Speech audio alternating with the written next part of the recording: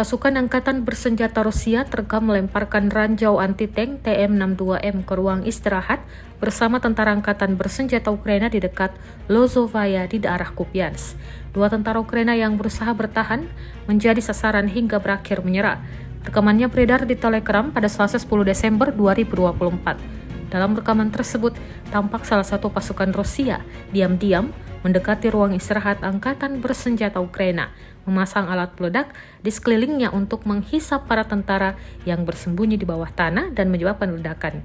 Selama kerja tempur pesawat serang, kelompok pasukan barat, dua personel militer Angkatan Bersenjata Ukraina, memutuskan untuk menyelamatkan nyawa mereka, meletakkan senjata, dan menyerah.